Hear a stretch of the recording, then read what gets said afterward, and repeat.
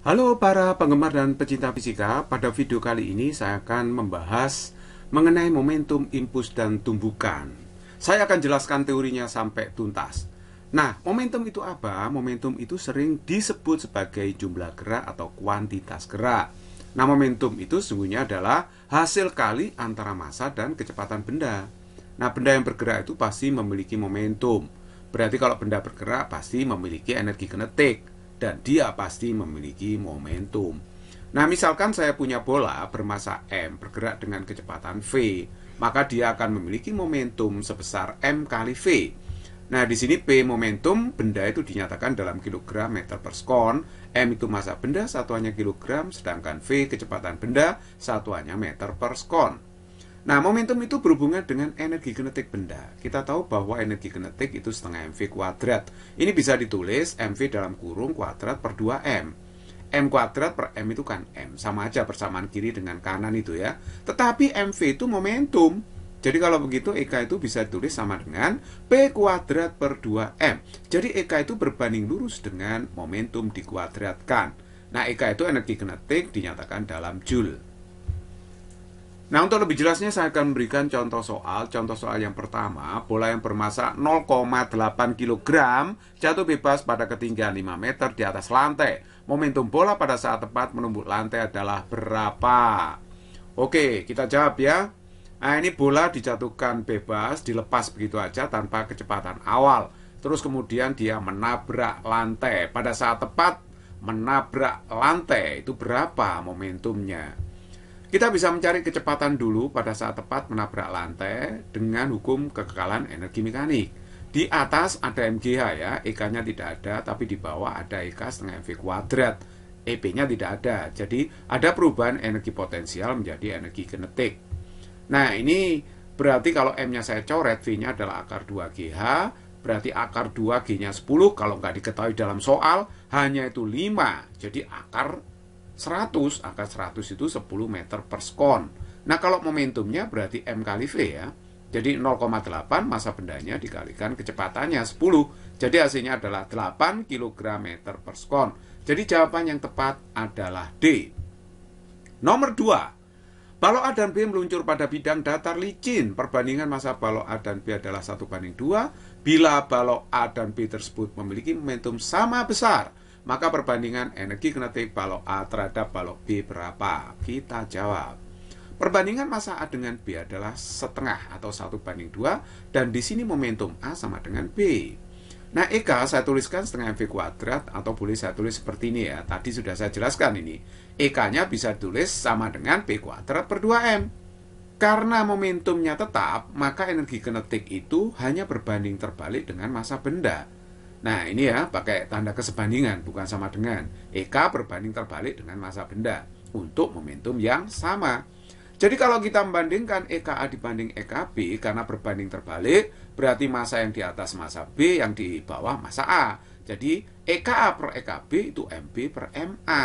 MB-nya adalah 2, perhatikan di sini MB-nya 2 ya, sedangkan MA-nya 1. Jadi perbandingan energi kinetiknya EKA dibanding EKB adalah 2 dibanding 1. Jadi jawaban yang tepat adalah B. Yang kedua saya jelaskan masalah impuls. Impuls itu adalah hasil kali antara gaya dan selang waktu lamanya gaya bekerja pada benda. Jadi misalkan saya punya balok, anggap aja balok ini terletak di lantai yang licin, mendapat gaya konstan sebesar F dalam waktu delta T, sehingga dia mula-mula punya kecepatan awal VO, kecepatan akhirnya menjadi VT. Nah, perkalian gaya yang bekerja pada benda dengan selang waktu lamanya gaya bekerja pada benda itu dinamakan sebagai impuls. Nah, rumus impuls itu bisa kita turunkan dari hukum 2 Newton. F itu kan M kali A ya. Nah, ini berdasarkan hukum 2 Newton. Padahal percepatan itu perubahan kecepatan tiap satuan waktu. Nah, jadi kalau begitu, ini saya kalikan ke ruas kiri ya. Delta T saya letakkan di ruas kiri. Jadi F kali delta T sama dengan M kali delta V. Nah, perkalian F dengan delta T itulah yang disebut sebagai impuls. Jadi kalau begitu impuls itu bisa dirumuskan F kali delta T, M kali delta V juga sama dengan perubahan momentum. Jadi itu menyatakan impuls satuannya Newton sekon atau kilogram meter per sekon. F itu adalah gaya yang bekerja pada benda satuannya Newton. Delta T selang waktu lamanya gaya bekerja pada benda satuannya sekon. M itu massa benda satuannya kilogram. Delta V perubahan kecepatan benda satuannya meter per sekon, berarti kecepatan akhir dikurangi kecepatan awal. Delta P itu adalah perubahan momentum benda satuannya kilogram meter per sekon. Untuk lebih jelasnya saya berikan contoh soal. Contoh soal nomor 1, mobil masanya 1 ton, dari keadaan diam dipercepat hingga memperoleh kecepatan 36 km per jam dalam waktu 5 sekon. Impuls yang bekerja pada mobil sebesar berapa kilo Newton sekon? Nah, kita jawab ya, massa mobil 1 ton itu sama aja dengan 1000 kg. Kecepatan awalnya 0, kecepatan akhirnya 36 km per jam atau 10 meter per sekon. Impuls itu sama dengan perubahan momentum atau M kali delta V. Delta V itu perubahan kecepatan, VT dikurangi VO. Masanya 1000 saya masukkan, VT-nya 10, VO-nya 0. Jadi kalau saya hitung ini 10 kali 1000 ya 10.000 Newton sekon atau 10 kilo Newton sekon. Jadi jawaban yang tepat adalah C. Contoh soal nomor 2, bola karet masanya 0,2 kg dilemparkan mendatar ke arah dinding. Pada saat tepat mengenai dinding, kecepatan bola 15 meter per sekon. Setelah memantul, kecepatannya menjadi 10 meter per sekon. Bila bola menyentuh dinding dalam waktu 0,01 sekon, maka gaya yang diberikan dinding pada bola sebesar berapa? Oke, kita jawab ya. Massa bolanya 0,2 kg, kecepatannya perhatikan di sini ya. 15 meter per sekon itu sebelum menabrak dinding. Kenapa diberi tanda min? Karena di sini saya asumsikan bola bergerak ke arah kiri menuju dinding, sehingga V-nya negatif. Sedangkan arah kecepatan pantulannya itu adalah ke kanan, jadi positif 10 meter per sekon sesuai dengan yang diketahui dalam soal. Nah, sedangkan waktu sentuh bola pada dinding itu adalah 0,01 sekon ya. Impuls itu adalah F kali delta T atau M kali delta V. Jadi F delta T itu sama dengan M kali V aksen kurangi V ya. V aksen itu kecepatan setelah menabrak dinding, V itu adalah kecepatan sebelum nabrak dinding. Nah, jadi kalau begitu F-nya kita cari ya. Delta T-nya 0,01 sesuai dengan yang diketahui dalam soal, masanya 0,2, V aksennya 10, V-nya min 15. Jadi kalau begitu F-nya dapatnya adalah 500 Newton. Oleh sebab itu jawaban yang tepat adalah E. Berikut soal nomor 3. Bola softball masanya 150 gram bergerak ke sumbu X negatif dengan kecepatan 20 meter per sekon. Bola itu dipukul Arman dengan tongkat pemukul ke arah sumbu X positif dengan gaya 450 Newton sehingga memperoleh kecepatan 25 meter per sekon ke arah sumbu X positif. Berapa lama bola menyentuh tongkat pemukul? Nah, sekarang perhatikan, massa bola softball itu kan 150 gram, sama aja dengan 0,15 kg. Nah, kecepatan ke arah X sebelum dipukul tongkat itu adalah min 20 meter per sekon karena ini ke arah sumbu X negatif ya. Saya beri tanda min kecepatannya. Nah, sedangkan arah pukulan ke sumbu X positif. Jadi setelah dipukul kecepatannya ini ya. Nah, Vx aksennya 25 meter per sekon positif ke arah kanan ya, karena ke sumbu X positif. Nah, sedangkan gayanya ke arah kanan tadi Fx sama dengan 450 Newton. Nah, berapa lama tongkat menyentuh bola? Nah, kita bisa jawab seperti ini. Impuls itu sama dengan perubahan momentum. Impuls F itu kali delta T sama dengan M kali delta V. Jadi F-nya ke arah X ya. Jadi V-nya ke arah X semua ini. Jadi Fx kali delta T sama dengan M dalam kurung Vx aksen min Vx. Fx-nya itu 450. Delta T-nya ditanyakan, M-nya 0,15, Vx aksen 25. Nah, sedangkan Vx-nya itu adalah min 20. Nah, ini kalau kita hitung, dapatnya adalah 0,015 sekon. Jadi jawaban yang tepat di sini adalah A. Masalah yang ketiga adalah masalah tumbukan. Dalam tumbukan selalu berlaku hukum kekekalan momentum. Hukum kekekalan momentum mengatakan bahwa jumlah momentum benda sebelum dan sesudah tumbukan selalu sama, asal pada saat terjadi tumbukan tidak ada gaya eksternal yang mempengaruhinya. Jadi misalkan saya memiliki balok terletak pada bidang lantai yang licin misalkan ya. Ini balok A, yang ini balok B. Dia dibiarkan bergerak berlawanan seperti ini, maka dia akan bertabrakan atau bertumbukan. Nah, kalau terjadi tumbukan pasti akan berlaku hukum kekekalan momentum yang mengatakan jumlah momentum sebelum dan sesudah tumbukan itu pasti sama. Nah, sebelum tumbukan momentum A dijumlah sama momentum B. Setelah tumbukan momentum A dijumlah sama B ya. Jadi V aksennya ini kecepatan A setelah tumbukan, V aksen kecepatan B setelah tumbukan. Nah, oke. Sigma P ini sudah saya beri keterangan, ini artinya jumlah momentum benda sebelum tumbukan, sedangkan sigma P aksen jumlah momentum benda setelah tumbukan. MA itu massa benda A, MB massa benda B, VA itu kecepatan benda A sebelum tumbukan, VB kecepatan benda B sebelum tumbukan, V aksen kecepatan benda A setelah tumbukan, VB aksen kecepatan benda B setelah tumbukan. Dalam tumbukan ada bilangan atau angka tumbukan atau sering disebut sebagai koefisien restitusi. Nah, koefisien restitusi itu nilainya adalah minus dalam kurung V aksen min VB aksen dibagi VA min VB. Jadi, koefisien restitusi itu harganya dari 0 sampai dengan 1 tergantung jenis tumbukannya ya.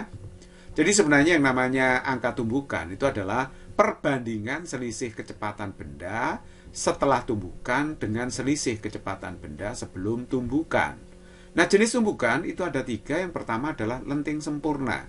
Kalau dikaitkan dengan E-nya itu 1, angka tumbukannya 1. Nah, ini akan berlaku hukum kekekalan energi kinetik. Artinya jumlah energi kinetik sistem sebelum dan sesudah tumbukan itu pasti sama. Yang kedua adalah tumbukan lenting sebagian. Kalau lenting sebagian, angka tumbukannya terletak di antara 0 dan 1. Nah, ini jumlah energi kinetik sebelumnya lebih besar daripada sesudahnya. Berarti ada sebagian energi kinetik yang diubah menjadi energi lain. Misalnya bunyi atau mungkin panas. Nah, jumlah energi kinetik yang hilang itu adalah jumlah energi kinetik sebelum tumbukan dikurangi sesudah tumbukan. Nah, yang ketiga adalah tumbukan tak lenting sama sekali atau tak elastis. Nah, ini kalau dikaitkan dengan angka tumbukannya 0. Nah, kalau 0 berarti di sini 0 ya. E-nya 0 berarti pembilangnya harus 0. Kalau pembilangnya 0 berarti VA aksen ini harus sama dengan VB aksen. Artinya setelah terjadi tumbukan, kedua benda itu memiliki kecepatan yang sama. Artinya setelah tumbukan berarti kedua benda melekat dan akhirnya bergerak bareng bersama-sama gitu ya. Nah, kalau jumlah energi kinetiknya sebelum dengan sudah pasti nggak sama, lebih besar sebelum ya. Jadi kalau begitu dalam tumbukan tak lenting sama sekali juga tidak akan berlaku hukum kekekalan energi kinetik. Jadi jumlah energi kinetik yang hilang sama dengan lenting sebagian, yaitu jumlah energi kinetik sebelum tumbukan dikurangi setelah tumbukan. Untuk lebih jelasnya saya akan berikan contoh soal. Contoh soal yang pertama, ini ada balok masanya 2 kg, balok B masanya 1 kg, bergerak berlawanan dengan kecepatan masing-masing 1 dan 2 meter per sekon. Bila kedua balok tumbukan lenting sebagian dengan angka tumbukan setengah, maka kecepatan balok A setelah tumbukan adalah berapa? Nah, coba kita kerjakan dengan dua cara ya. Cara yang pertama. Nah, ini sudah saya gambar kedua balok. A ini bergerak ke kanan, misalkan yang B bergerak ke kiri. Dalam tumbukan selalu berlaku hukum kekekalan momentum. Jumlah momentum sebelum dan sudah tumbukan harus sama. Jadi ini momentum sistem sebelum tumbukan, yang kanan setelah tumbukan. Nah, kita masukkan aja massa A kan 1. Nah, sekarang kita masukkan aja massa A kan 2 kg. Kecepatannya adalah 1 di situ ya. Nah, massa B adalah 1, VB-nya kecepatan B min 2. Loh kok kasih min? Ya karena dia bergerak ke kiri B-nya, makanya dikasih min ya. Jangan lupa tanda minusnya. Nah, MA masuk 2 V aksen plus MB masuk 1 kali VB aksen. Akhirnya saya dapatkan persamaan 1 seperti ini ya. Jadi 0 sama dengan 2 V aksen plus VB aksen. Ini kan 0 ya, ruas kirinya. Nah, terus kemudian angka tumbukan itu kita tahu E itu sama dengan min dalam kurung V aksen min VB aksen dibagi VA min VB. E-nya itu setengah dalam soal, ini lenting sebagian ya, setengah. Terus kemudian V aksen kurang VB aksen 1, VA-nya 1 kan. VB-nya min 2, konsisten ya, min 2. Jadi ini min 2, berarti ini 3. 3 dikalikan setengah, 1 setengah. Jadi kalau begitu ini sama dengan min V aksen plus VB aksen. Saya sebut persamaan yang kedua. Nah, kita tinggal eliminasi persamaan 1 dan 2 ini. Jadi saya kumpulkan di sini ya. Ini persamaan 1 tadi, yang ini persamaan 2. Saya kurangkan aja ya, saya kurangkan. Kalau saya kurangi 0 dikurangi 1,5, itu hasilnya adalah min 1,5. VB aksen kurangi VB aksen 0, 2V aksen kurangi min V aksen, 3V aksen. Jadi akhirnya V aksennya ketemu min setengah meter per sekon. Ini kok tandanya negatif ya? Apa artinya? V aksen kok negatif? Itu artinya setelah balok A menabrak B, menumbuk B, dia memantul ke arah kiri. Makanya tandanya min di sini ya. Tapi nilai kecepatan setelah tumbukan ya setengah gitu ya, setengah meter per sekon. Nah, cara 2 ini adalah cara cepat yang saya berikan. Misalnya soalnya objektif, tidak dilihat caranya, pakai cara 2 saja, misalnya ikut pertandingan UTBK atau apa. Ini penting ya, cara cepat ini.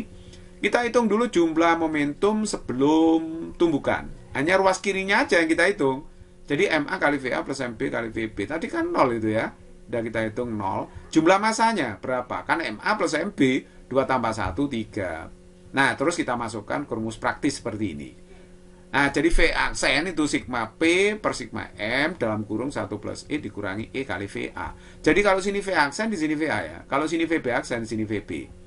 Nah, rumus ini berlaku secara umum untuk jenis tumbukan apapun. Jumlah momentum sebelum tumbukan 0 tadi ya. Jumlah massa 3, 1 plus E, E-nya kebetulan setengah. E-nya setengah di sini diisi ya. VA-nya tadi adalah 1, ya kan? 1. Nah, jadi kalau begitu jika dihitung ini ketemunya adalah min setengah meter per sekon, karena yang depan 0 kan ini ya. Jadi min setengah meter per sekon. Oleh sebab itu jawaban yang tepat adalah D. Nomor 2, balok A masanya 8 kg dan balok B masanya 2 kg bergerak berlawanan dengan kecepatan masing-masing 2 dan 3 meter per sekon. Bila kedua balok tumbukan lenting sempurna, maka kecepatan balok A dan B setelah tumbukan adalah berapa? Kita jawab. Cara yang pertama, jumlah momentum sebelum dan sesudah tumbukan pasti sama. Jadi ini sebelum tumbukan, yang sebelah kanan setelah tumbukan ya. Kita masukkan aja massa A8, VA-nya 2, MB-nya 2, VB-nya min 3, karena bergerak ke arah kiri ya, dikasih min. Nah, ini M-nya 8, V aksen plus 2, MB-nya 2 kan, kali VB aksen.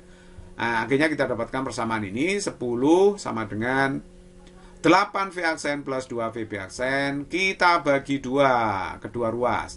Jadi ini 5, ini 4, yang ini kita bagi 2, 1 ya, VB aksen. Akhirnya ini saya sebut sebagai persamaan yang pertama. Nah, lenting sempurna itu E-nya sama dengan 1 ya. Lenting sempurna E-nya sama dengan 1. Kita punya angka tumbukan tadi, rumusnya E sama dengan min segini ya. Nah, E-nya kita masukkan aja 1 ya. Terus kemudian VA-nya 2, VB-nya kan min 3. Nah, bila dihitung ini dikalikan ke sana, itu kan 5 ya. 5 sama dengan min V aksen plus VB aksen. Sekarang kita sudah punya 2 persamaan. Sekarang tinggal substitusi eliminasi.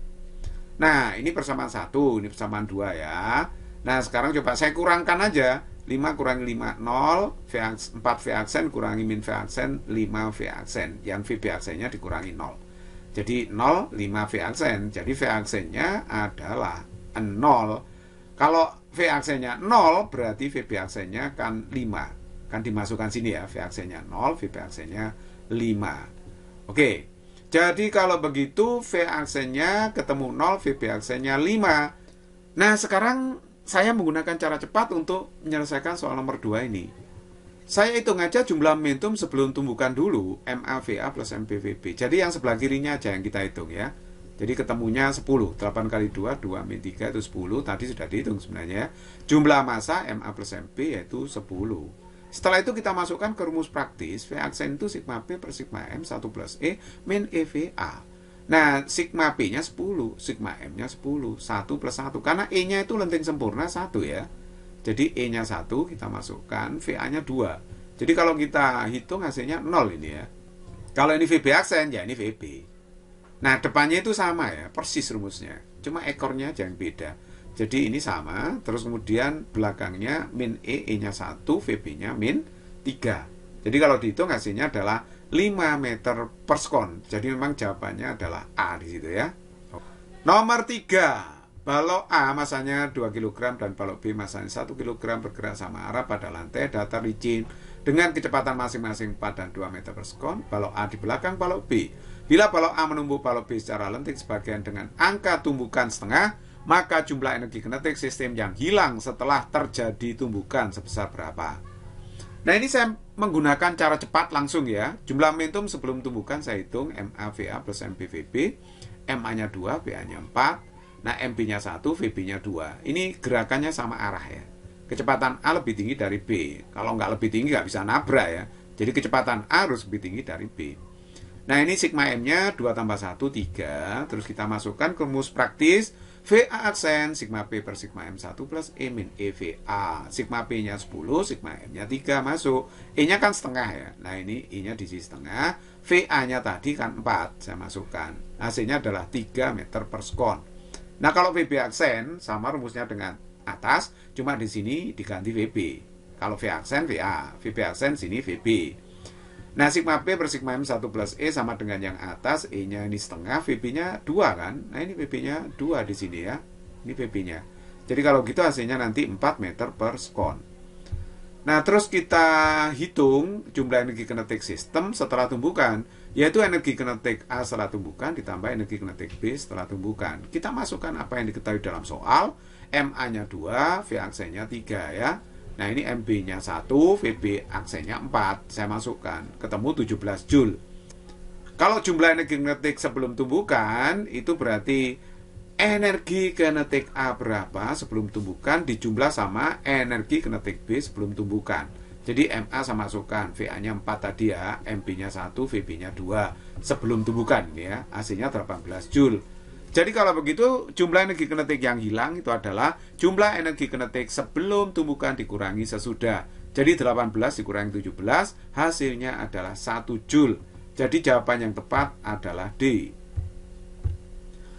Nomor 4, sebuah balok masanya 1,99 kg terletak di lantai kasar dengan koefisien gesek kinetik 0,2.